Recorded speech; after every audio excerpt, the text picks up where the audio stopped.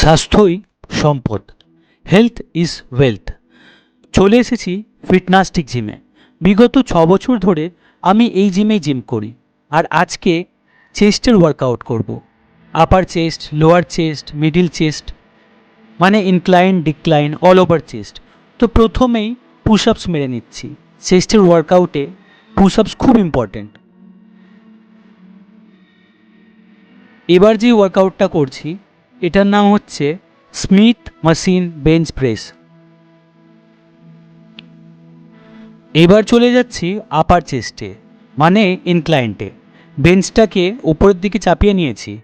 আচ্ছা, এই ওয়ার্কআউটটার নাম হচ্ছে ডাম্বেল ইনক্লাইন বেঞ্চ প্রেস, মানে এটা আপার চেস্টের জন্য।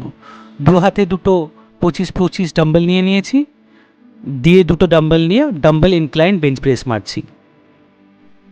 এই ওয়ার্কআউটটার নাম ডাম্বেল ইনক্লাইন চেস্ট ফ্লাই। এটাও হচ্ছে আপার চেস্টের জন্য।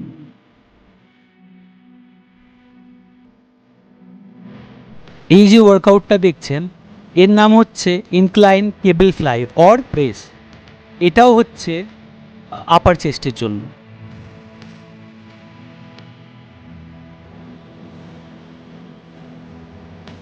এবার যে ওয়ার্কআউটটা করছি এটা আমার চেস্টের ওয়ার্কআউটের একটা প্রিয় ওয়ার্কআউট।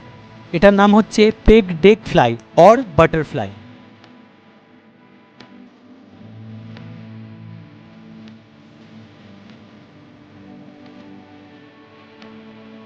এবার চলে আসছি ডিক্লাইনে, মানে লোয়ার চেস্ট। আচ্ছা, এই যে ওয়ার্কআউটটা আমি করছি এটার নাম হচ্ছে decline cable fly or press. এটা ভীষণ প্রিয় আমার একটা ওয়ার্কআউট।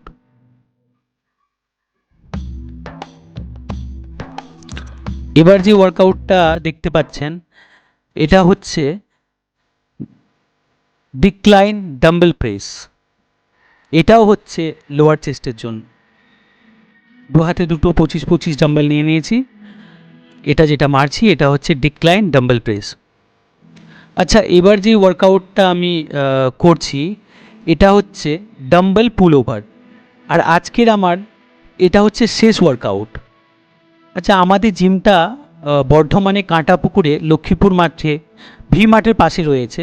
তো আমাদের একটু বাইরের ভিউটা আপনাদের দেখায়। অত্যন্ত সুন্দর ভিউ। আমাদের জিমটা তো ফার্স্ট ফ্লোরে, বাইরের থেকেও অত্যন্ত সুন্দর লাগে দেখতে। তো আজকের মতো আমার জিম করা শেষ। আমি টাইম আউট সিগনেচার করে দিয়ে বাড়ির পথে রওনা দিলাম। এই যে আমার বাইক নিয়ে নিলাম, সবাইকে টাটা করে দিয়ে আমি এবার বাড়ি যাচ্ছি। খুব ভালো থাকবেন আপনারা। টাটা।